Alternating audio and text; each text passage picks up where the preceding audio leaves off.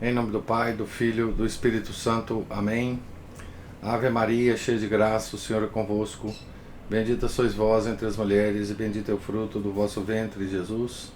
Santa Maria, Mãe de Deus, rogai por nós, pecadores, agora e na hora de nossa morte. Amém. São José, rogai por nós. São Felipe Neri, rogai por nós. Santa Teresa de Jesus, rogai por nós. Nossa Senhora de Fátima, rogai por nós. Em nome do Pai, do Filho, do Espírito Santo. Amém. Bom dia a todos. Nós estamos aqui na página 145 da biografia de Santa Teresa de Jesus, escrita por William Thomas Walsh. Vamos iniciar o capítulo A Desforra do Demônio, o Medo da Santa Inquisição. Enquanto o seu espírito se engolfava neste infinito mar de alegria e inteligência, Teresa levava uma vida perfeitamente normal em relação àquelas que a acompanhavam. Cumpria todas as obrigações de seu estado monástico. Tinha amizades proveitosas e estimulantes.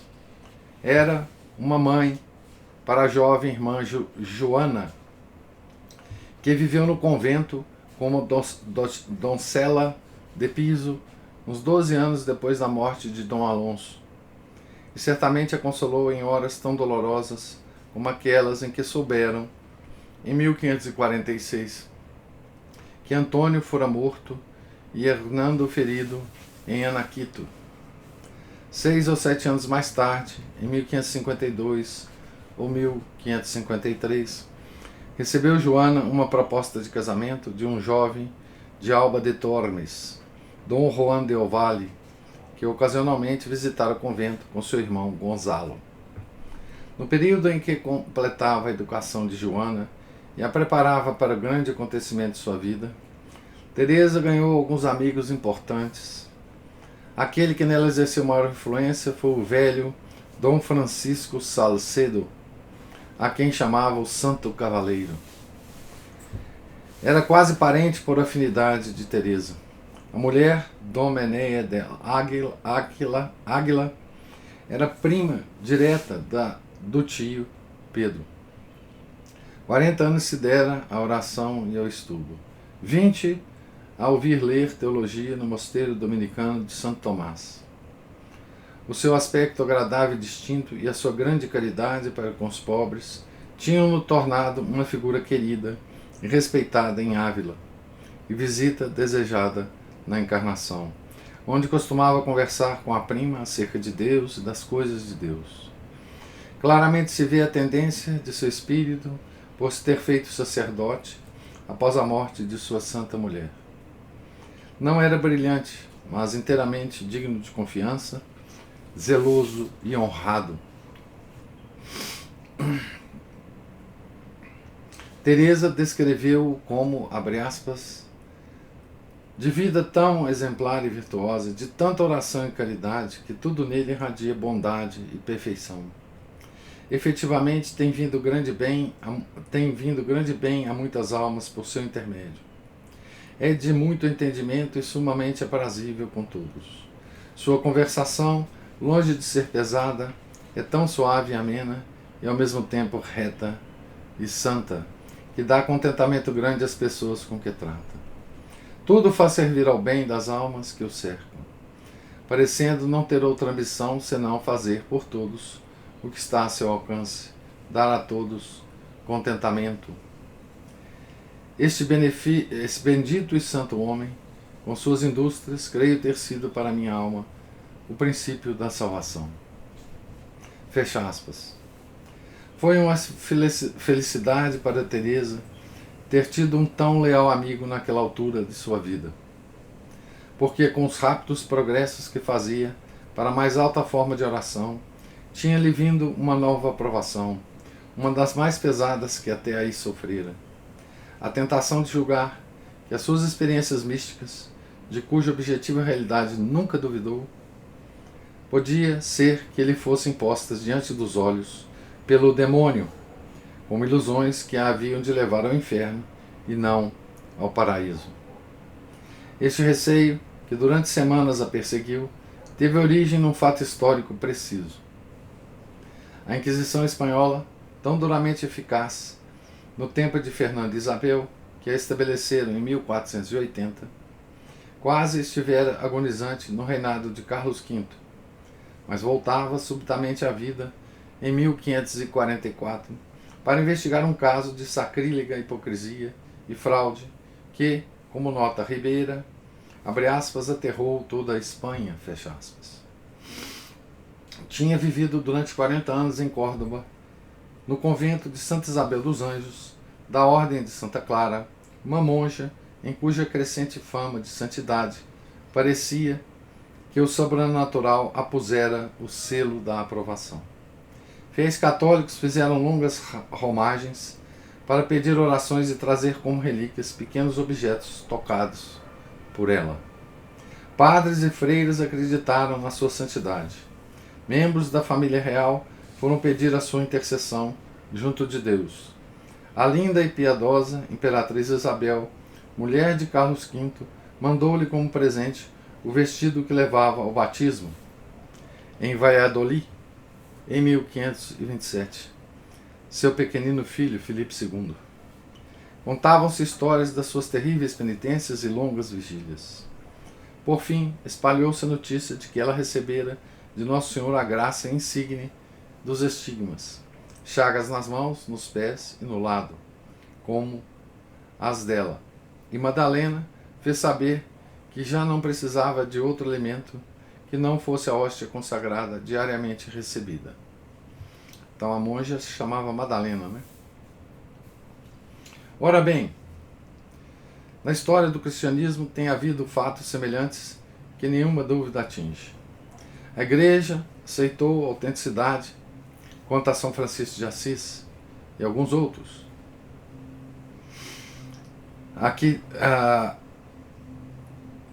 sobre São Francisco de Assis tem uma nota aqui. Há uma festa especial para celebrar a estigmatização de São Francisco, a que a Igreja chama, no ofício próprio, abre aspas, novo milagre, nunca dantes concedido no tempo passado. O passo de São Paulo, Gálatas 6,17, não se refere àquilo que hoje se entende pelo termo estigmas. Então, voltando aqui ao texto, né? A Igreja aceitou a autenticidade quanto a São Francisco de Assis e alguns outros. E nos nossos dias existem relatórios de testemunhos oculares a respeito de Teresa Neumann, da Baviera. Essa Teresa já foi citada no livro do William Thomas Walsh, que nós lemos sobre a biografia de São Pedro, né? Eu nunca soube sobre essa estigmata, Teresa Neumann, né? Na Baviera. Não sei dizer o que é, enfim, depois vocês pesquisem aí. Mas não se faz segredo no Vaticano de que, no longo conflito entre Cristo e seu inimigo, o príncipe deste mundo tem havido místicos, verdadeiros e falsos místicos, autênticos estigmatizados, ilusórios fanáticos ou paranoicos, pessoas glorificadas que de fato se alimentam com a Sagrada Hóstia, como Santa Catarina de Sena, durante 20 anos, e pessoas fraudulentas, que, ou por interesse ou por vaidade, querem fazer acreditar que fazem o mesmo. Uma das coisas que mais se discutiu por um período, né, a respeito do Padre Pio de Pietrelcina, foi a respeito dos seus estigmas, né, também, né. Ele foi inclusive examinado por vários médicos ao longo de vários anos, enfim, tiraram foto dos estigmas, fizeram análises médicas sobre os estigmas, etc, etc. A Igreja é sempre muito cuidadosa em relação a isso, né? Em todas essas matérias, a Igreja é lenta e cética, não se propondo a esforços para pôr a descoberto a histeria ou a fraude. Nós estamos falando da Igreja antiga, né, gente? Hoje é tudo diferente, mas enfim. e de todos os órgãos de investigação de que na época se dispunha para esse efeito, um dos mais usados era a Inquisição. De qualquer modo, este tribunal começou a suspeitar de Madalena da Cruz e começou a fazer inquirições. Tendo acabado por ser presa e interrogada, o Paulo coloca aí um artigo sobre Teresa Neumann, né? Tendo acabado por ser presa e interrogada, fez ela uma confissão tão aterradora que o Santo Ofício a condenou à prisão por toda a vida, não só para impedir os católicos de serem iludidos e corrompidos, mas também para ajudar a desgraçada mulher, a afastar-se dos seus crimes. E como por fim aconteceu, morrer como boa cristã. Declarou ela aos inquisidores de Córdoba que não era verdadeiramente católica, mas alumbrada, membro de uma seita descoberta em Espanha, uma geração atrás, quando era grande inquisidor o cardeal Ximenes. Alumbrada significa membro dessa seita, né? Tratava de uma dessas sociedades secretas, cuja ação anticristã, durante séculos, minara e tornara impossível levar a termo a missão vivificante do cristianismo na sociedade europeia. E a gente fica imaginando que a maçonaria foi a primeira, né, sociedade secreta que lutou contra o cristianismo, né? Aqui nós estamos a pelo menos quase 300 anos da fundação da maçonaria, né? Derivava essa espiritualidade oriental da ideia budista de que, através da contemplação pura, a alma, abandonando a sua individualidade, se engolfava na infinita essência do tudo, para então alcançar um estado de perfeição. É o tal Nirvana, né? Procurando libertar-se dos elos da transmigração e do próprio mundo material. Transmigração é a reencarnação, né? Tem por essencialmente que, como transmigração do próprio mundo material, que Buda e seus sequazes, com profundo pessimismo, tem por essencialmente mal, o mundo é mal, né? Portanto é um gnosticismo oriental, né? A alma foge a toda atividade e atinge um estado de aniquilação, no termo do qual, como coroa do sistema, fica o nirvana, morte e extinção da consciência individual e da personalidade humana.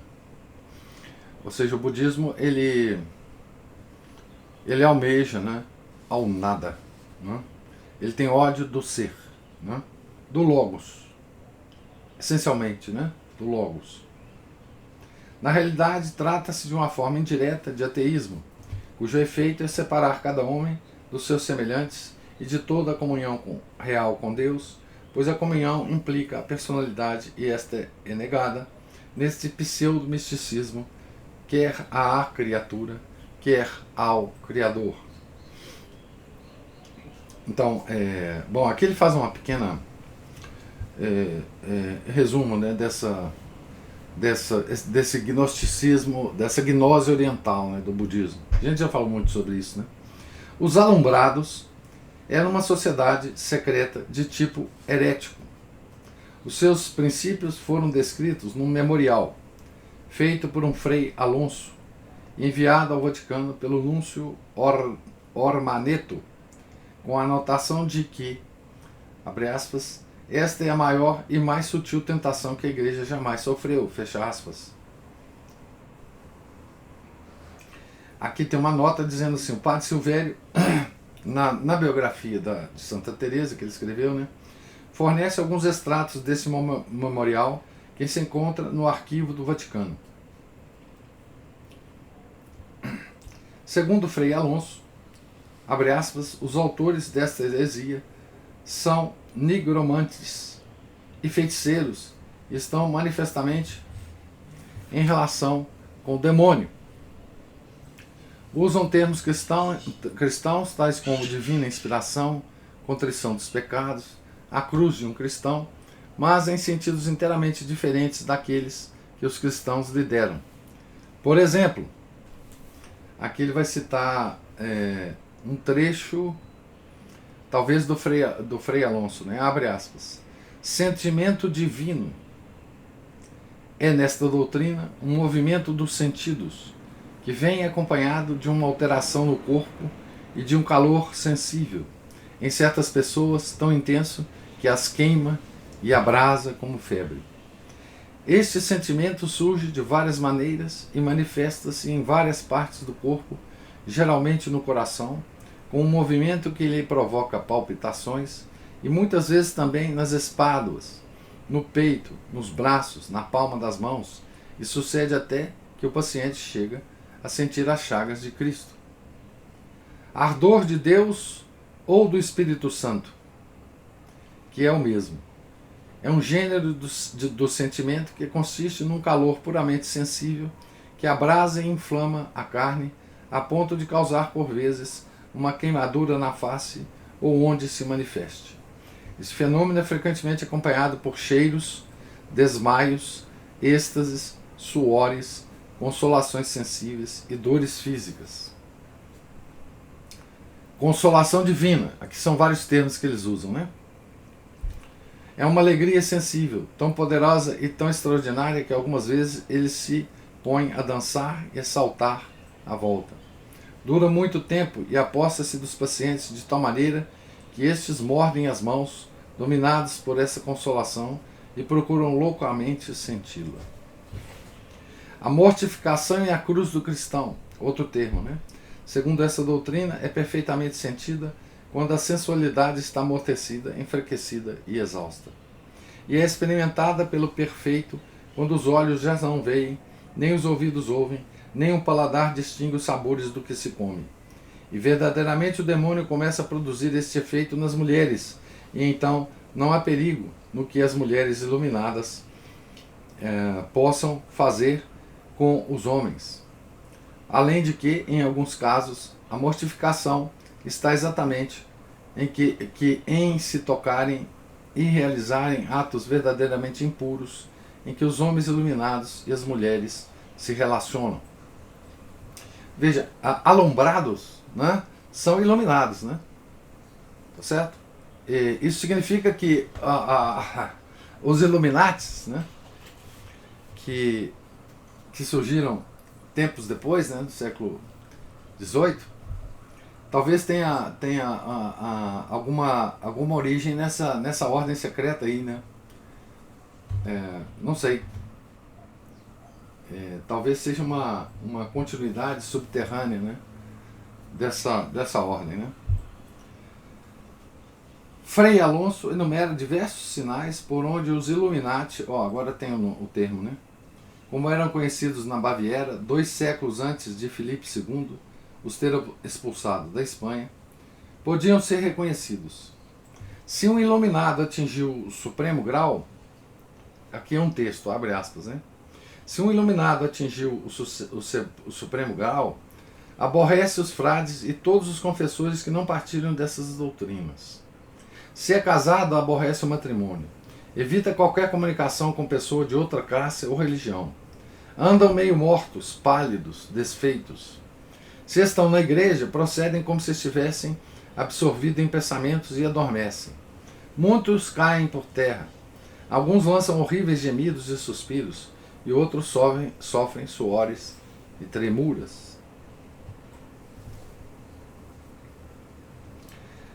Aqui tem uma nota dizendo: para outros pormenores acerca dos Illuminati espanhóis, ver os meus...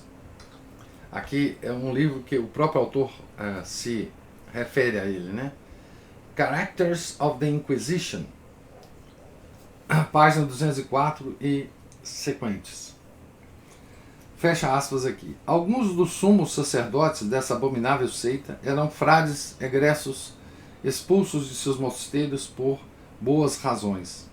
Outros eram astrólogos, feiticeiros, negociantes de feitiços e filtros de amor, soldados falhados das guerras de Itália e aventureiros de outras espécies. Faziam principalmente colheita entre as mulheres emotivas, beatas deformadas, freiras ignorantes e sem vocação. Um certo frei Antônio de Pastrana, o primeiro iluminado descoberto em Espanha, sob o governo do cardeal Ximenes, que era o chefe da Inquisição, especializou-se em seduzir mulheres impressionáveis, abre aspas, para delas gerar profetas, seguindo o exemplo dos famosos pseudo-apóstoli italianos do século XIII. Muitas dessas coisas pareciam demasiado difíceis de acreditar se não tivéssemos, no nosso próprio tempo, a prova das grotescas consequências a que um instinto religioso, quando pervertido, pode levar seres humanos.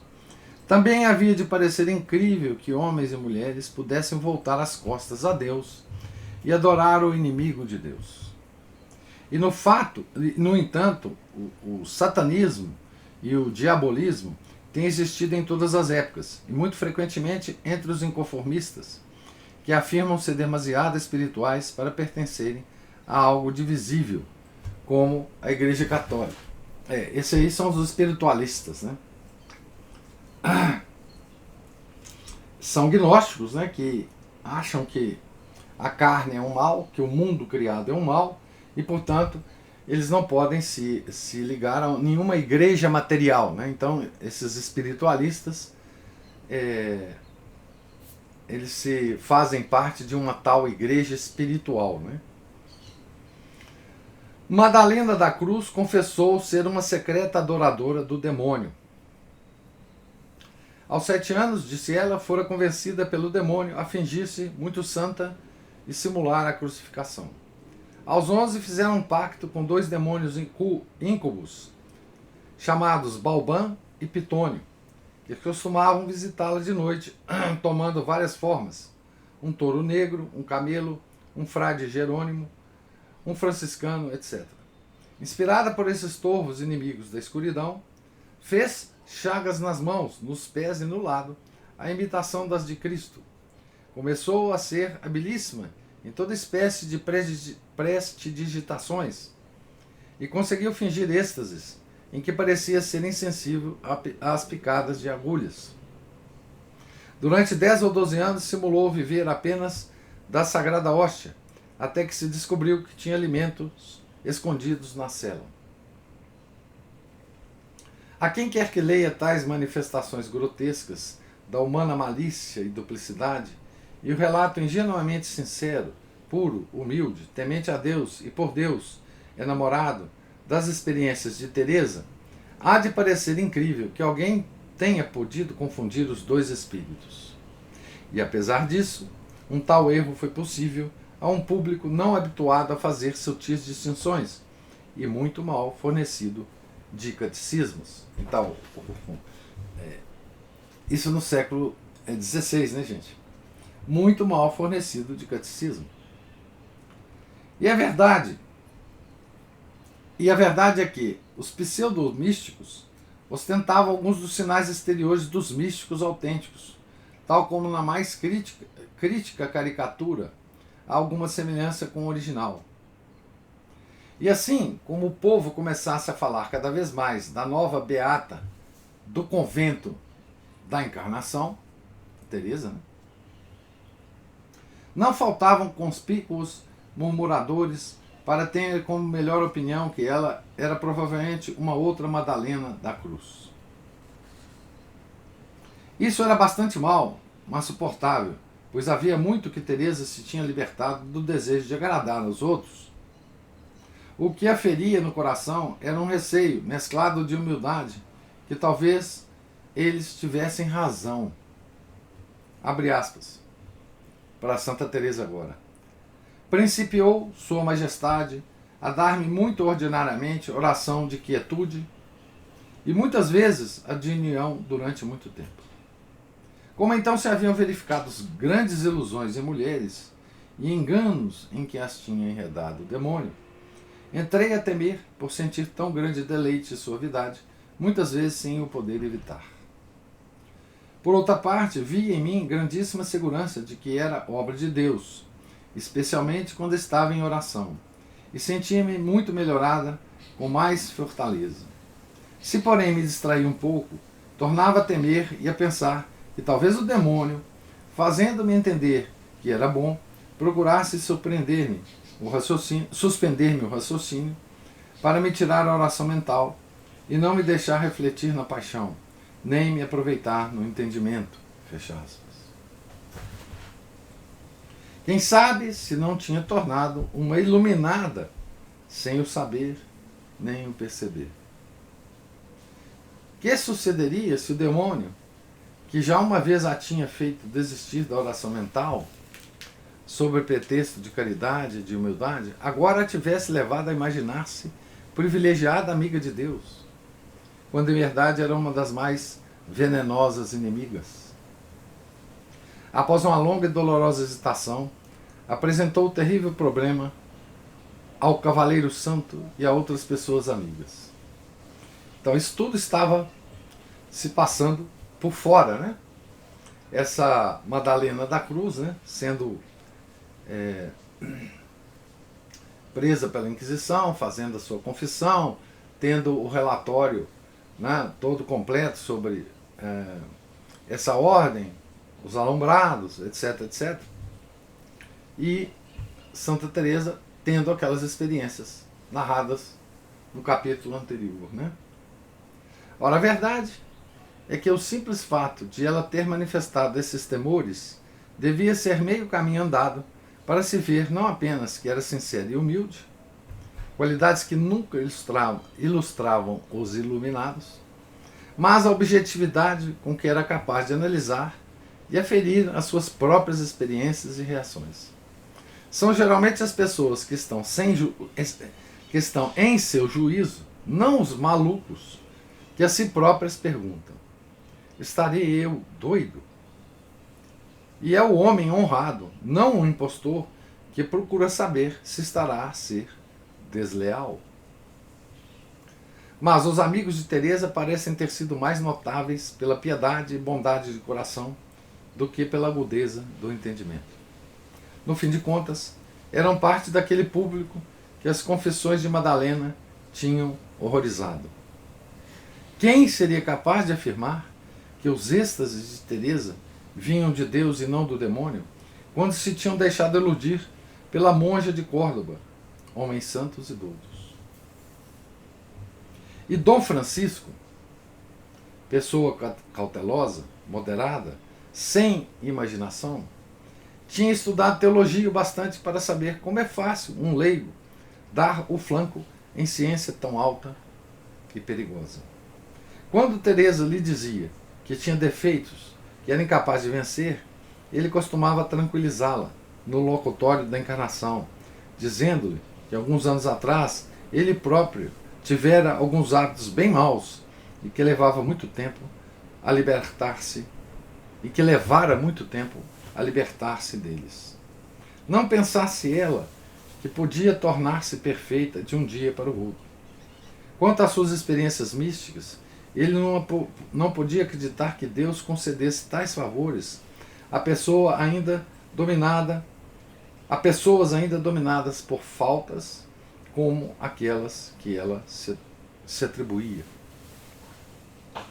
Tudo isso o perturbou tanto, em lugar de acalmar os receios dela, lhes foi multiplicar. Fosse como fosse, Dom Francisco tinha uma proposta prática a fazer-lhe. Ele estava em boas relações com Dom Pedro Gaspar Daza, maestro em teologia, que em toda a província de Ávila não havia ninguém que não conhecesse e respeitasse. Por que não pô-lo ao corrente de toda a história e ater-se à sua opinião? A pobre Teresa sentiu-se bem contente em ter esta esperança a que se agarrar. E Dom Francisco, na primeira oportunidade, trouxe o maestro ao locutório do convento.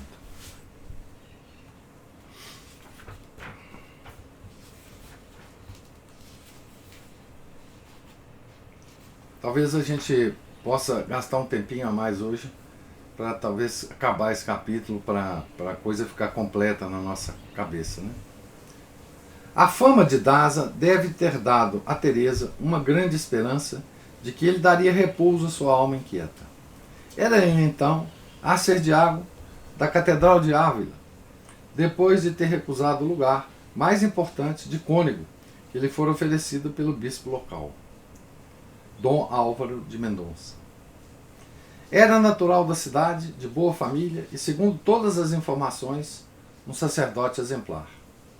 Por toda aquela província era muito procurado como pregador e especialmente pelas comunidades de freiras. Tinha feito regressar à fé muitos pecadores. Organizaram uma associação de sacerdotes consagrada à prática da perfeição evangélica. Obras de oração, mortificação, penitência, caridade, frequente recurso aos sacramentos, etc. Era também conhecido pelo amor que tinha aos pobres. Dizia-se que no verão comprava carvão e lenha, que armazenava até o inverno e então os distribuía para eles. O retrato que temos dele mostra-nos que era um homem sisudo, bondoso, prudente, na força da vida, de farta barba e bigode, ambos notavelmente negros, em contraste com a alta gola branca que lhe afogava o queixo e as orelhas de grandes lóbulos. A cabeça era relativamente alongada e um tanto estreita, e as sobrancelhas de tamanho médio. Dir-se-ia um homem perfeitamente bom e digno de confiança, uma inteligência sã, mas não aguda, e não muita imaginação. Um desses pregadores que, sem serem eloquentes nem brilhantes, exercem grande influência unicamente pela força da sinceridade e da bondade. Abre aspas, trouxe-me o Cavaleiro Santo, pois, para que lhe falasse. Escreve Teresa. E eu, com grandíssima confusão de me ver em presença de um homem tão santo, lhe dei conta apenas da minha alma e oração, porque se recusou a ouvir-me em confissão, dizendo que era muito ocupado, e efetivamente o era. Fecha aspas. Não é fácil acreditar que o bom maestro tivesse alguma vez tido de tratar com uma alma como aquela. Isso não impedia de proceder imediatamente com decisão, baseando-se, por um lado, no que ela lhe dizia das suas faltas e imperfeições, e por outro, dos notáveis favores que recebia de Deus, inclinava-se a concordar com Dom Francisco em que as duas coisas eram incompatíveis. No entanto, admitindo de momento que as experiências místicas de Teresa vinham de Deus, ordenou-lhe que abandonasse todas as suas imperfeições. Ela não devia ofender a Deus, fosse de que maneira fosse. Abre aspas para Santa Teresa. Vendo eu sua determinação tão repentina em coisinhas que, como disse, não me sentia com força para superar, logo com tanta perfeição, afligi-me e compreendi que tomava as dificuldades de minha alma como coisa que se havia de vencer de uma só vez, enquanto eu bem via que eram necessários muito maiores cuidados. Finalmente compreendi que não eram os meios que ele me dava os que me haviam de remediar, porque eram próprios para almas mais perfeitas. E eu, embora nas mercês de Deus estivesse adiantada no que toca às virtudes e à mortificação, estava muito em princípio. Estou certa de que se tivesse de tratar só com ele, nunca talvez medraria minha alma. Fecha aspas. Então, aqui Santa Teresa já demonstra uma maturidade grande, né, em relação aos conselhos desse padre, né? Vendo como as coisas iam, Salcedo veio consolá-la e dar-lhe coragem. Contou-lhe mais do seu próprio combate com a imperfeição e das faltas que ele ainda tinha depois de quase 40 anos de oração. Isto animou Teresa a abrir-se mais com ele acerca de suas próprias dificuldades. Ele tinha mais paciência com ela do que o maestro e sujeitou-se ao grande esforço de a aconselhar como vencer esta ou aquela cocila. Abre aspas, comecei a ter-lhe tão grande afeto que não havia para mim maior descanso do que os dias de sua visita, conquanto raros. Quando tardava, logo me afligia muito, parecendo-me que, por ser eu tão ruim, não vinha ver-me, fecha aspas. E um dia, ou porque tivesse estado a pensar demasiado no assunto, ou porque tivesse tratado do caso com o mestre Daza, o certo é que Dom Francisco lhe declarou redondamente que os defeitos que tinha não concordavam com os favores que recebia de Deus. Semelhantes favores, dizia ele, abre aspas, eram próprios de pessoas já muito adiantadas e mortificadas, e portanto não podia ele deixar de temer muito. Em algumas coisas julgava reconhecer a ação do espírito maligno, embora não se pronunciasse definitivamente, fecha aspas. E pediu-lhe que lhe narrasse tudo o que pudesse a respeito de sua oração. Isso Dom Francisco, né? Teresa desfez-se em lágrimas. Não há palavras para descrever perfeitamente as experiências místicas, e as dela eram tão recentes que se sentia totalmente incapaz de dar uma ideia delas. O austero e idoso fidalgo encarou-a duvidoso. Um terrível medo se apoderou dela. Alguma coisa podia ser pior ou mais perturbadora do que ver duas pessoas mais santas que conhecia, as duas pessoas mais santas que conhecia, suspeitarem que ela estava a ser joguete do demônio. Teresa pôs-se a esquadrinhar desesperadamente os seus livros, para ver se podia encontrar nos escritores místicos alguma coisa que se ajustasse ao seu caso. Será ela a única pessoa que no momento mais alto da oração não era capaz de pensar em nada? Ou outros teriam verificado a mesma coisa? Por fim, num livro chamado Subida del Monte Sion, pela Via Contemplativa, de Bernardino de Laredo. Então, essa obra é de Bernardino de Laredo, físico do rei Dom João II de Portugal, significa médico, né? Que depois se fez irmão leigo de São Francisco. A sua obra foi publicada pela primeira vez anônima, em 1535. Então, por fim, num livro chamado Subida del Monte Sion, pela Via Contemplativa, de Dom Bernardino de Laredo, deu com uma passagem que parecia descrever alguma coisa do que ela experimentava.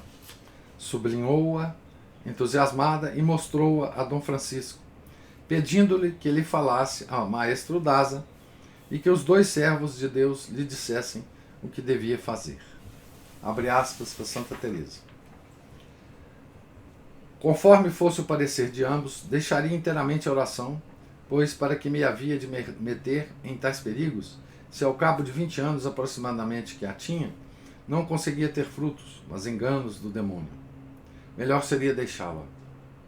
Contudo, também isto era muito duro para mim, porque já tinha experiência de como ficava minha alma sem oração. Assim, para onde quer que me voltasse, só via tribulações, como quem caiu num rio, e de todos os lados vê maior perigo de se afogar. É grandíssimo sofrimento, e dessa espécie tenho tido muitos, como direi adiante, pois ainda que pareça importar pouco, servirá também para fazer entender como se dá de provar o espírito. Grande é, não há dúvida, a aflição que se passa. Cumpre usar de prudência, especialmente tratando-se de mulheres, porque é muita a sua fraqueza, e poderia causar grande mal o dizer-lhes positivamente que estão sob a ação do demônio. Melhor é examinar bem, afastá-las dos perigos possíveis e avisá-las secretamente, guardando também segredo, porque assim convém. Veja, essa descrição já é de uma Teresa experiente, né? Já tendo passado por tudo isso, né? Isto digo como quem muito sofreu por não a terem guardado alguns confessores com os quais falei na minha oração, guardado segredo. Consultando-se uns aos outros com boa intenção, bastante dano me causaram, porque se vieram a divulgar coisas que deviam ficar secretas, por não serem para todos, parecendo ser eu quem as publicava. Não digo que revelassem o que eu lhes confiava em confissão, mas sendo pessoas às quais, por meus temores, contava tudo para que me dessem a luz, parecia-me a mim que o haviam de calar. Contudo, nunca ousei ocultar-lhes coisa alguma. Veja que coisa impressionante, né? os padres, confessores dela, enfim, divulgavam coisas, né, das confissões. É manifestamente ao mestre Daso que Teresa se refere. O resultado de todas as consultas que este fez a Ávila, em peso, depressa se fez sentir. Entretanto, ele e o Cavaleiro Santo, com a subida del monte diante dos olhos, tiveram uma solene conferência, enquanto Teresa esperava, cheia de temor, tendo pedido a todas as pessoas amigas que rezassem, para que por meio deles Deus lhe mostrasse a verdade. Os dois servos de Deus examinaram com grande caridade e amor o que convinha. Essa frase entre aspas, né? Foi Salcedo que finalmente se dirigiu à encarnação para dar a conhecer a sentença de ambos. Abre aspas. Disse-me, esse é texto da Santa Teresa, né? Disse-me todo aflito que, segundo o parecer de ambos, era tudo obra do demônio. O que me convinha era tratar com algum padre da Companhia de Jesus, que viria se eu o chamasse, alegando muita necessidade, e dar-lhe conta de toda a minha vida e de meu espírito, por uma confissão geral, tudo com muita clareza. Pela virtude do sacramento da penitência, me infundiria Deus mais luz. Além de que esses padres são muito experimentados em coisas espirituais. Recomendou-me que não me afastasse em coisa alguma do que ele me dissesse, pois eu ficaria em muito perigo se não houvesse quem me dirigisse. Causou-me isto tanto temor e pena que não sabia que fazer de mim. Tudo era chorar. Fecha aspas. Neste estado se dirigiu ela ao oratório. Pegou distraidamente um livro e abriu, ao acaso, numa página das Epístolas de São Paulo. Abre aspas. Esse aqui é 1 Coríntios 10, 13. Né? 10, 13. Abre aspas. Pensei que o Senhor me tivesse posto nas mãos. Entre aspas, isso aqui, né? Pois os olhos tiveram a sorte de cair sobre estas palavras do apóstolo das gentes. Essas são as palavras de São Paulo agora. E Deus é fiel, pois que não consente que sejas tentado acima das tuas forças. Fecha aspas. Teresa retomou a coragem e pediu a Salcedo que lhe trouxesse um padre jesuíta. Então aqui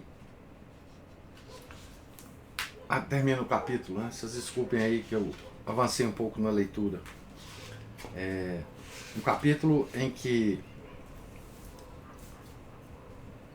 nós vemos Santa Teresa em dúvida das suas visões, das suas experiências místicas, por causa de uma falsa vidente, de uma falsa mística, uma tal de Madalena da Cruz, né? Que foi pega pela Inquisição, foi julgada, presa, né? Confessou os seus crimes, era de uma sociedade secreta, dos Illuminati da Espanha, do século XVI, não é?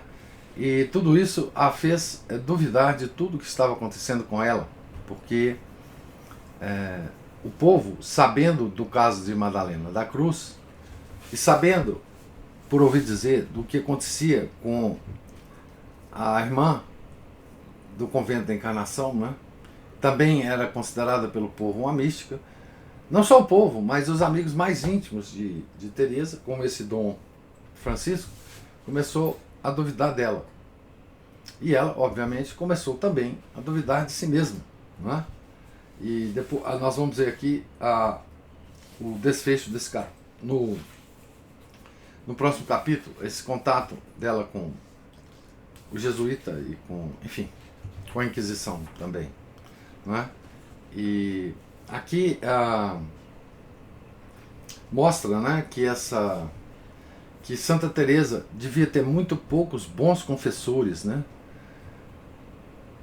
para ela se abrir tanto com Dom Francisco, né? Porque o Dom Francisco, ele quase que funcionou nesse caso como um diretor espiritual, né? Que não estava à altura, obviamente, da análise do caso de Santa Teresa, né? que, veja bem, esse tipo de fenômeno místico, né, em mosteiros, era uma coisa não uma coisa nova no sentido da análise da teologia mística, né?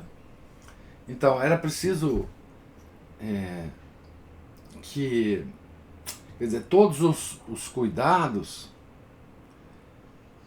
que a igreja tinha com esses casos, não tinha muito tempo, né? A igreja não tinha muito tempo em que ela ficava preocupada com esses casos, né? A Inquisição, ela, com a sua própria instituição, né, ela se dedicou muito a isso, né, e ela desenvolveu muitas técnicas para esse tipo de análise, né, coisa que depois se perdeu na igreja, né, como a gente tinha dito aqui, né, essa sutil diferença entre os fenômenos diabólicos e os fenômenos divinos, né, esse discernimento. A igreja foi, ao longo dos séculos,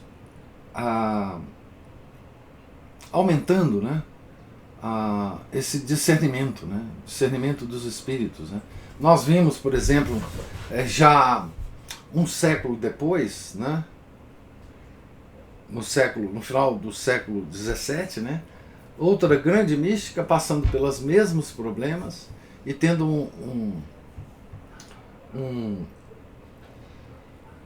no final, um grande diretor espiritual, né, que hoje é Santa Igreja também, o caso de Santa Margarida Maria Lacoque, né, que também apresentava fenômenos de difícil análise, né. Esses fenômenos são de dificílima análise, né. Vejam que Santa Gema Galgani passou pelo mesmo problema, né. Ela não era monja, ela não estava restrita a um convento. Se tivesse, talvez ela tivesse muito mais problema na vida, em termos desse tipo de análise, né? Ainda bem que ela encontrou um grande diretor espiritual, né? Que depois escreveu um livro sobre a vida dela que nós lemos aqui. Mas é isso, eu queria agora ouvir, falei muito, queria ouvir agora vocês, as observações, se houverem, de vocês.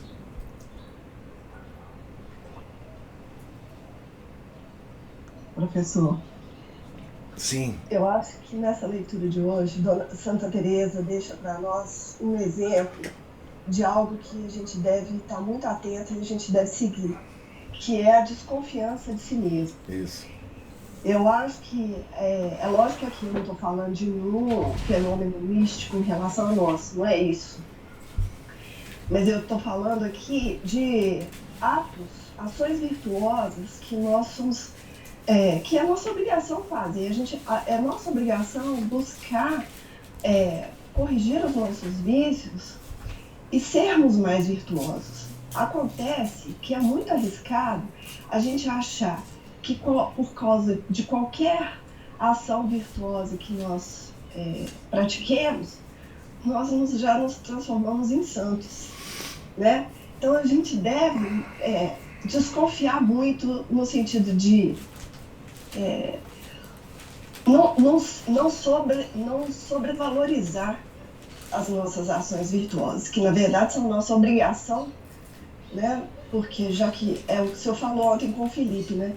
Quanto mais a gente sabe, mais a gente vai ser cobrado, né? Se nós estamos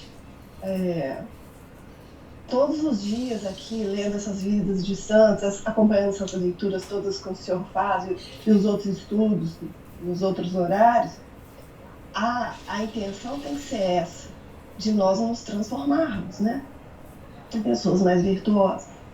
E outro dia eu estava ouvindo uma homilia do Padre Paulo Ricardo e eu achei assim muito bacana o que ele falou, o seguinte, que quando o Nosso Senhor disse aos apóstolos que um deles o trairia, eles todos, à exceção de Judas, se perguntavam: serei eu, Senhor? Serei eu quem vos irei trair?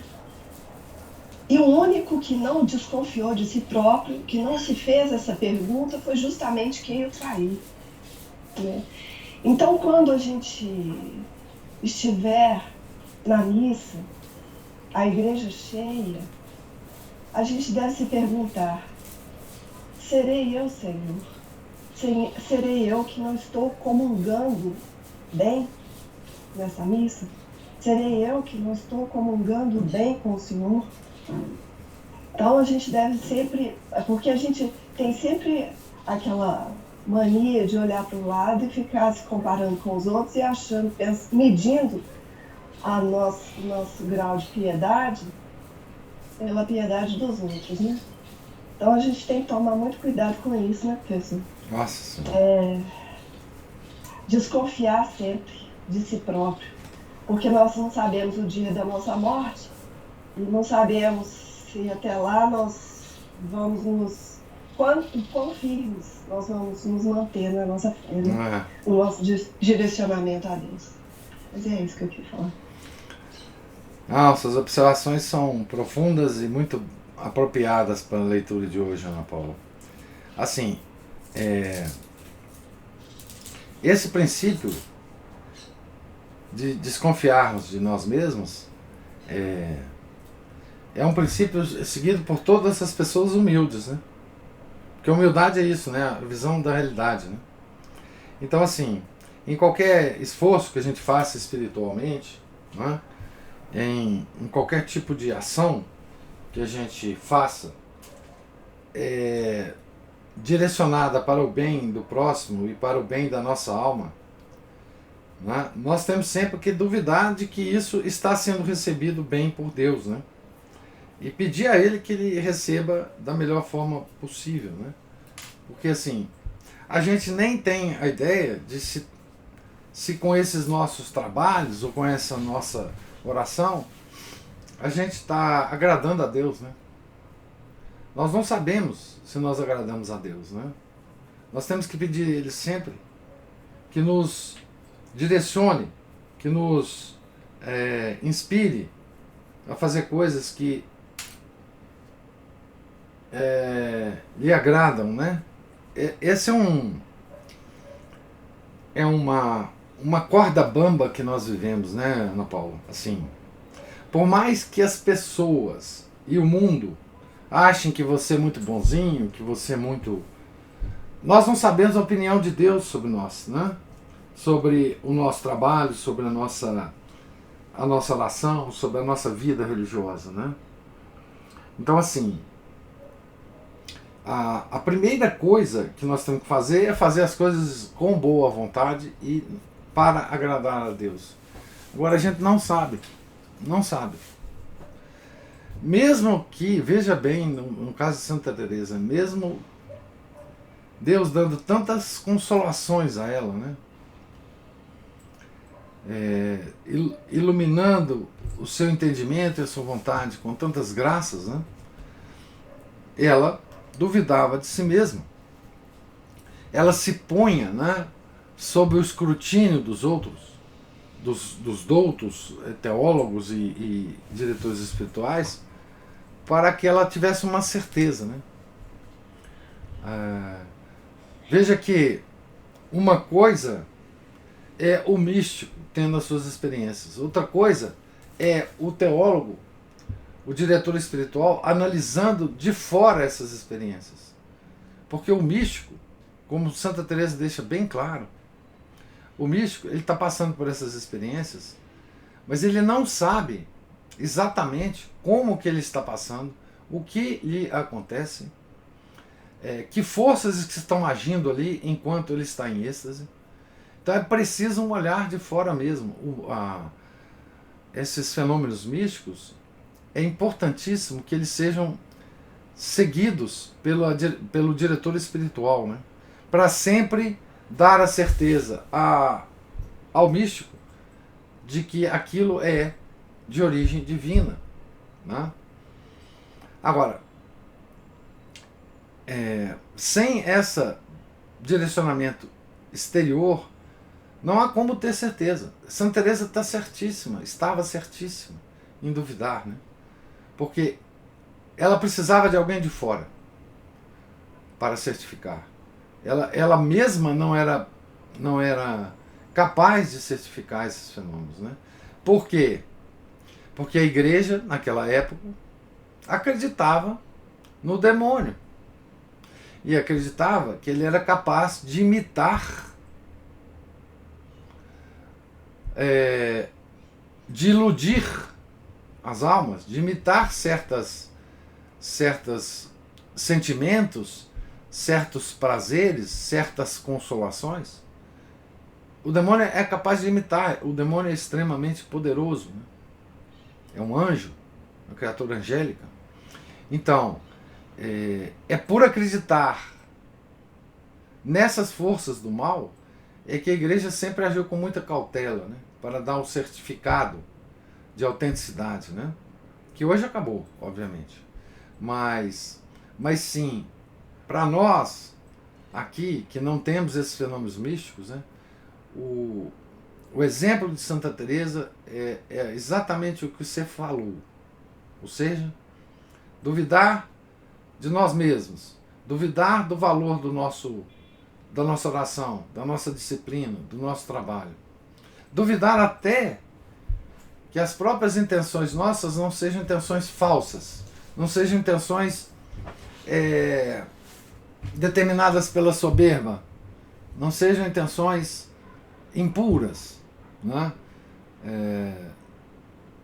Mesmo e principalmente dos trabalhos que a gente faz que tem certo sucesso, né? que tem certa aceitação, né? Esses trabalhos são os mais difíceis da gente avaliar, né? Porque não é uma avaliação humana que a gente precisa, né? Por mais, por exemplo, um apostolado, né? Vou dizer, por exemplo, você citou, né, do padre Paulo Ricardo, né? O apostolado do padre Paulo Ricardo é coberto de muito sucesso, né? E ele deve passar por várias fases de tentação, né? Eu imagino, né? Todo mundo que faz muito sucesso passa por esses problemas, né? Será que isso é uma coisa querida por Deus? Ou será que isso aqui é só construção do meu próprio orgulho, da minha própria soberba, né? Todo mundo que faz um apostolado dessa dimensão, né? E vários outros, né? A gente pode citar, né? Várias outras pessoas que têm um apostolado muito bom e com muito sucesso, deve se perguntar, né? Disso, né? Mas nas mínimas coisas, mesmo quem não faz sucesso, nas mínimas coisas da vida da gente, a gente deve sempre perguntar se nós estamos agradando genuinamente a Deus, né? Com o nosso trabalho. E se não tiver, a gente tem que largar isso, né? De mão.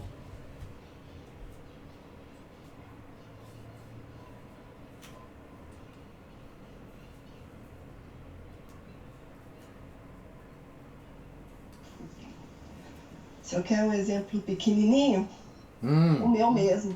Ué. O meu, quando eu levo as flores para Nossa Senhora no domingo. E todo mundo vê, viu? Porque eu acho belíssimo aquele seu ato, viu? Pois é, e começou de uma maneira muito assim, assim, até meio inesperada, na falta de outra palavra, para eu dizer, de mim mesmo. Mas mas tá tudo misturado ali, professor. Tem a devoção, a vontade de agradar, misturado com a minha vaidade, e aí eu fico com medo de... Em alguns momentos eu tive, às vezes dá preguiça, né, de ir lá comprar as flores, às vezes eu fico achando que os outros vão pensar, será que eu estou sendo mesmo... Tá tudo misturado, porque eu não sou uma pessoa livre de todas esses defeitos, essas fraquezas. Não seremos Então só que eu faço o seguinte, eu fico assim, não vou desistir, porque é uma coisa pequena que eu posso fazer, é isso, e entregar para Nossa Senhora todas essas imperfeições. Ela está vendo, eu não vou fingir que eu não estou vendo as minhas imperfeições. Eu não vou fingir que... eu não vou tentar enganar Deus, porque isso é impossível. Então eu peço a ela que receba aquelas flores com toda a minha imperfeição e que ela me ajude a melhorar interiormente, que me ajude a purificar essa intenção. E é nessa confiança que eu acho que a gente às vezes a gente quer desistir de algo porque, eu não sou uma pessoa digna de fazer tal coisa, eu não sou uma pessoa completamente, não sou, eu vou passar uma imagem de que eu sou uma pessoa piedosa. Isso tudo vem à cabeça, sabe, professor? Eu imagino. Mas eu falei, eu não vou desistir, porque eu não vou esperar o dia que eu ficar com a minha alma pura. Isso não vai existir. Esse dia não vai chegar. Então eu vou fazer do jeito que é possível. Com toda a minha imperfeição, eu vou continuar fazendo. E com todas as tentações que isso enfim, encerra, né? Sim. É belíssimo o seu ato, enfim. Eu acho... Mas eu vou prometer que da próxima vez eu não vou olhar para você, tá? Entrando e colocando as flores. Ana Paula, eu também acho belíssimo, viu? Eu fico olhando e, assim, eu não vejo você colocando, às vezes eu vejo até outra pessoa colocando, mas eu sei que é você e acho belíssimo. Um ato muito lindo. Mas o que eu ia falar, professor, é que eu fiquei muito impressionada com essa história dessa Madalena da Cruz. Muito impressionada, porque, assim, uma pessoa, né, chegar nesse ponto e conseguir enganar tantas e tantas pessoas... Isso me lembra que para os santos, os fenômenos místicos que eles tinham era um sofrimento, na verdade, não era uma coisa que eles viam como uma coisa boa. E eu fiquei pensando que às vezes Deus permitiu que essa mulher existisse junto com Santa Teresa para justamente pesar ainda mais a cruz dela. Porque a cruz dela não era só as pessoas duvidarem dela, a cruz dela era ela mesma, tá o tempo todo na dúvida se aquilo que ela estava vivendo vinha de Deus ou vinha do demônio. E essas cruzes que não são físicas, que são, né, espirituais, que são até morais, elas são muito mais duras do que as cruzes físicas mesmo, né? Sim, doenças e tal, que ela tinha também, né? Que ela tinha também. Mas pensa, você tá ali na dúvida se o que tá acontecendo com você é do demônio ou não, é uma cruz muito pior do que, né, tá doente e tudo mais. Então, assim, com certeza foi vontade permissiva, pelo menos de Deus, essa mulher ter tanta semelhança, entre aspas, com Santa Teresa e ser da mesma época, porque isso deve ter causado muita confusão, né? Próprias pessoas de acreditarem na Santa Teresa, e nem era culpa das pessoas, né? Que uma mulher dessa tinha enganado todo mundo.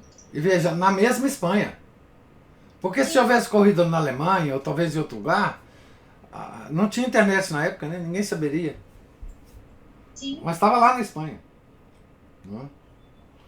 Não, sim, eu concordo com você, Maria Cristina. Eu acho que são as causas segundas, né? Que Deus usa para santificar ainda mais suas almas preferidas, né? Porque veja, olha como a Santa Teresa coloca aqui numa das citações, né? Que como que isso é pesado para um místico, né?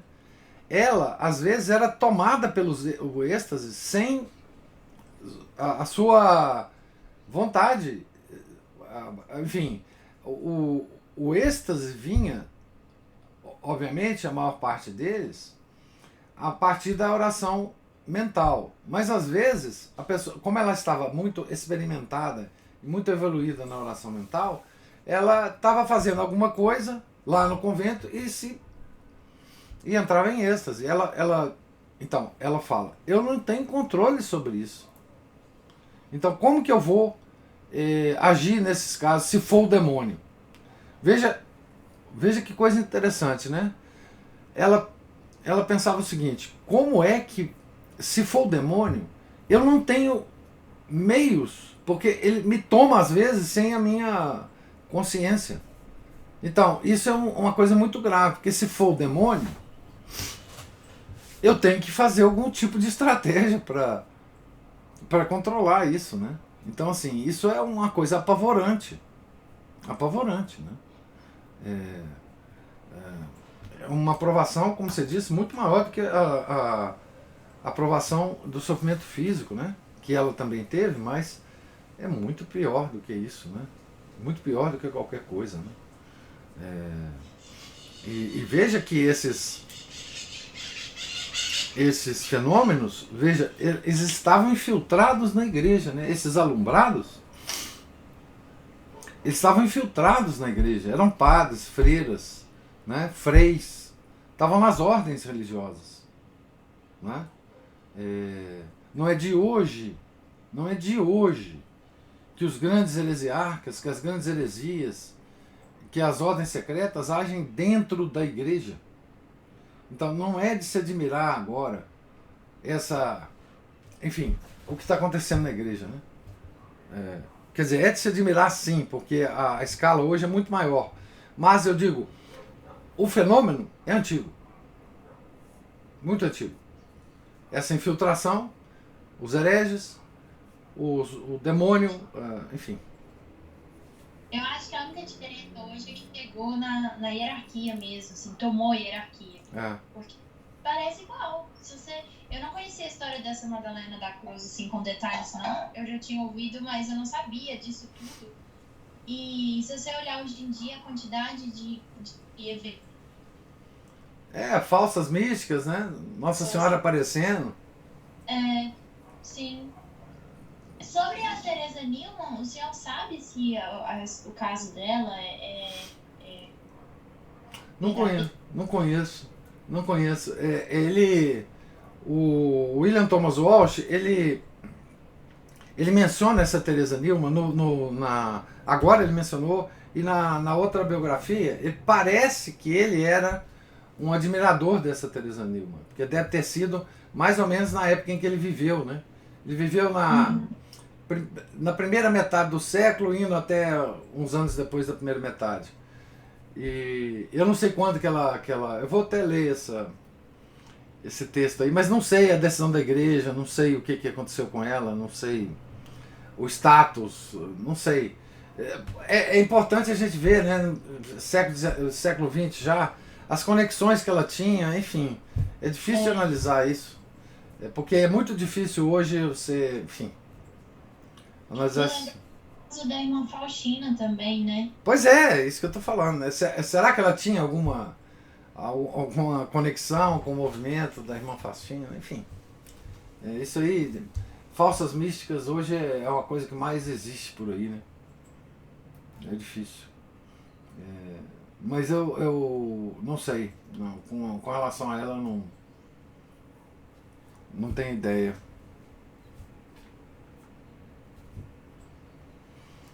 Mais alguma... Eu li rapidamente aqui sobre a Teresa Newman. Parece que ela teve um monitoramento muito de perto de médicos, psicólogos, psiquiatras.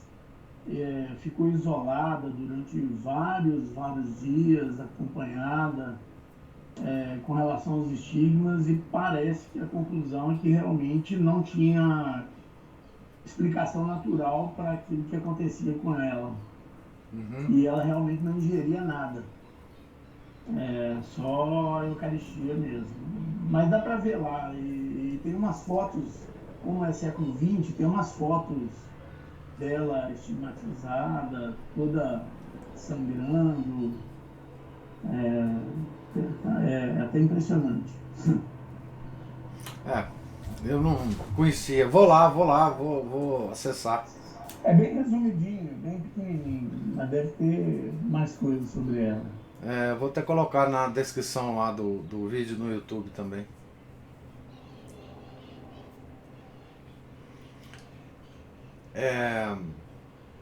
Então, mais algum comentário, alguma observação? Então, hoje eu gastei muito tempo na leitura. Nós estamos na página 161, no início do outro capítulo, né? Que vai ser o desfecho dessa questão aí de Santa Teresa. E o Márcio ou a Ana Paula levantou a mão aí. E professor? Diga, Márcio. Bom, pensei que você tinha desistido de mim.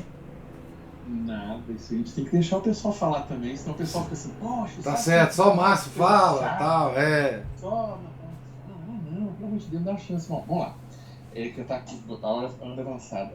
Não, é que eu só queria pontear essas coisas, assim, do início, como aquela pessoa, um amigo dela aí, né, uma pessoa... Dom Francisco, Dom Francisco. Né? Hoje em dia ninguém faz o mínimo esforço em ser agradável, né? Nem dentro de casa, nem fora de casa. Ah, não, isso aí Todo mundo quer ter atitude, quer ser pirotécnico, né? Quer ser midiático, quer meter o dedo no nariz dos outros, né? Então, assim, é uma arte também que já foi esquecida.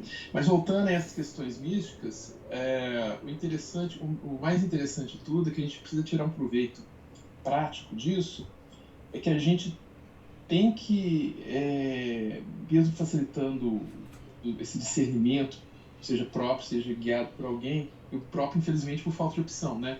Santa Teresa tinha entre seus diretores alguns livros, como muitos de nós, às vezes, é o que nós temos, são coisas às quais nós temos recurso. Mas é aquela graça que a gente pede até naquele mistério do Rosário, no quinto mistério da alegria, que é encontrar, reconhecer Deus em todas as coisas e tentar discernir o que ele nos oferece, o que ele pede de nós, né? Para Santa Teresa. Quando ela, sendo questionada, ela veio se questionando a respeito da sua oração, ela chorou, ela não se envaideceu, né? Então temos aí uns sinaizinhos ali de humildade, e também o que Deus propõe para nós nas nossas orações, nas nossas meditações, aquilo que a gente encontra no dia a dia, né? Que resposta que Deus quer de nós, né? Nessas coisas que ela mesma estava encontrando, os próprios diretores estavam também dando algum encaminhamento, mas são esse tipo de coisa, né, que a gente tem que ver, porque às vezes é muito bom a gente classificar os fenômenos, explicar, estudar, tudo bonitinho, tudo na sua devida gavetinha, mas em termos de prática, né, como eu estava comentando com a Ana Paula, os falsos místicos abundam por aí, os verdadeiros não fazem a live. A gente nem sabe, né? Nem sabe que tem, de repente você está sentado na mesa do lado de um ali e nem está sabendo, né? E mesmo nas nossas pequenos eurecas que a gente tem aí durante o dia, às vezes nas nossas meditações, coisinhas bobinhas aqui, né, claro, a gente também saber entender e saber levar aquilo com prudência, porque também a gente pode, assim, vai descer, né, como o senhor colocou aí, seja na oração, seja na penitência, seja nas obras de caridade, seja no cumprimento de dever de casa, de Estado, sempre poluir isso com vaidades, com engrandecimento próprio, né, com egolatria, né? Considerações puramente humanas, né? Puramente humanas, ao invés de fazer isso por Deus e para Deus, né? E tomara que Santa Teresa acerte um pouquinho aí com esse padre jesuíta, né? Porque pelo menos eles têm um embasamento bom ali, né? Esse verbo seu no presente tem que ser posto no passado, né?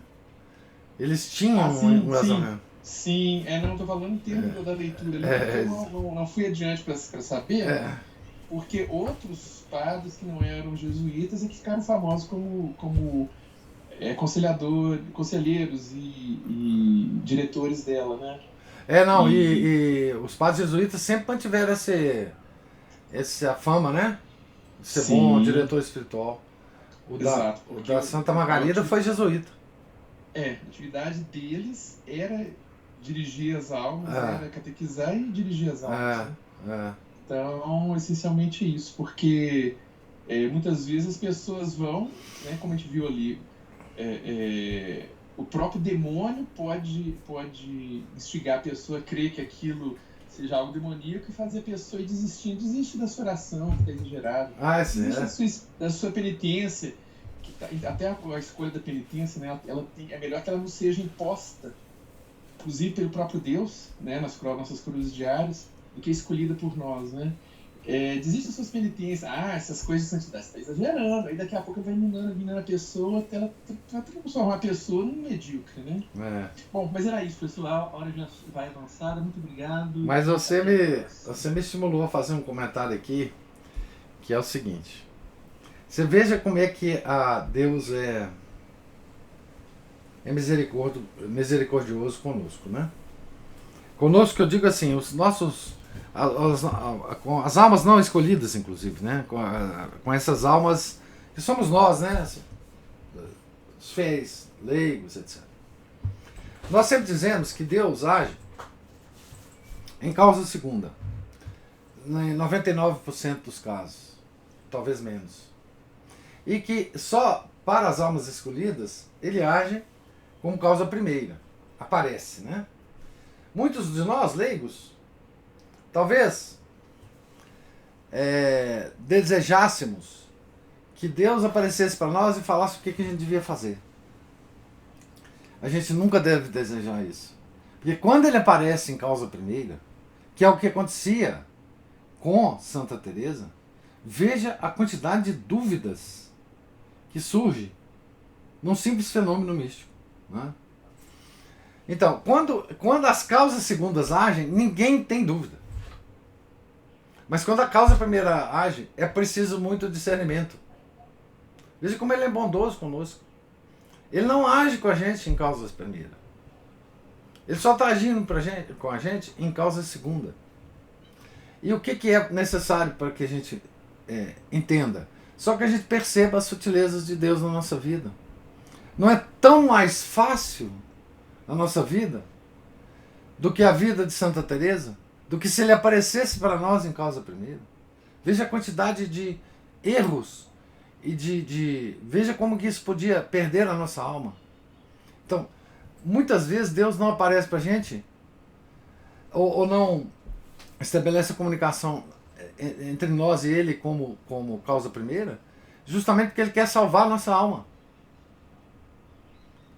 Veja que bondade que ele faz para nós. E a gente acha que ele está nos denegrindo. O senhor não aparece para nós, para mim, porque eu não mereço. Não, às vezes é porque se ele aparecesse, nós nos perderíamos. Tá certo?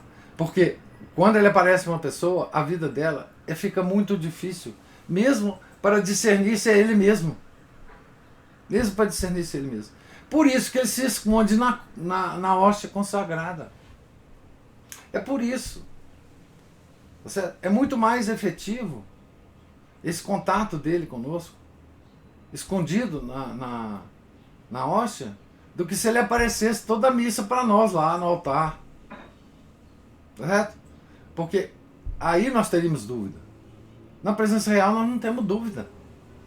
Veja como a fé ilumina a nossa vida sem necessidade da causa primeira. Tá certo? Então, as almas escolhidas, como Maria Cristina falou, quando elas têm esses contatos, a vida delas se torna um inferno. Metafórico, obviamente. Né? Então, para nós, a bondade de Deus é agir na nossa vida como ele age. Sutilmente, escondidinho. Deixando-nos assim, totalmente inseridos nas causas segundas. Na interpretação das causas segundas. Porque isso nós podemos fazer com a nossa razão. Certo? É uma maravilha o que Deus faz conosco. Não é? E mesmo essa interpretação, professor, a gente tem que ter um olhar meditativo e atento sobre essas coisas também, porque muitas vezes bom, a gente tem que ir até um pouco além da razão para poder entender aquilo também, né? Assim, não está fora do alcance dela, mas tem que ter um auxílio, né? um auxílio extra aí da graça de Deus para a gente conseguir isso. Sim. E sem esse hábito de exercitar isso, a gente nem percebe a ação de Deus. Nas causas segundas, é claro. Na causa segunda, exato. Sim, mas quando você percebe, Márcio, você não fica duvidando se é Deus ou demônio. As causas segundas são movidas na nossa vida justamente por Deus, né? É claro que precisa a graça de Deus para a gente interpretar tudo nesse nível, né, de coisas. Mas a movimentação das causas segundas, ela nos é mais leve do que se ele aparecesse para nós. Ou se Nossa Senhora aparecesse para nós. Ou se, enfim, Nosso Senhor aparecesse para nós. Então, vamos deixar assim como está, que está bom demais. Não vamos reclamar. Tá certo? Que ele não apareça para nós como parecia para Santa Teresa. Porque nós talvez não suportaríamos, a nossa fé não suportaria. Nós morreríamos de soberba, de orgulho. Nós não temos estrutura para isso, né? Então, demos graças a Deus por ele ser tão sutil com a gente e agir de forma tão escondidinha, para não nos fazer perder a alma. Por mais dificuldade que tenha, a gente perceber as causas segundas, é melhor assim.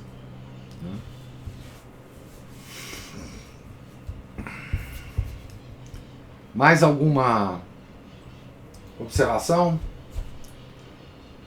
Algum comentário? Então, nós estamos aqui na página 161. Amanhã retornaremos, se Deus quiser, a essa página.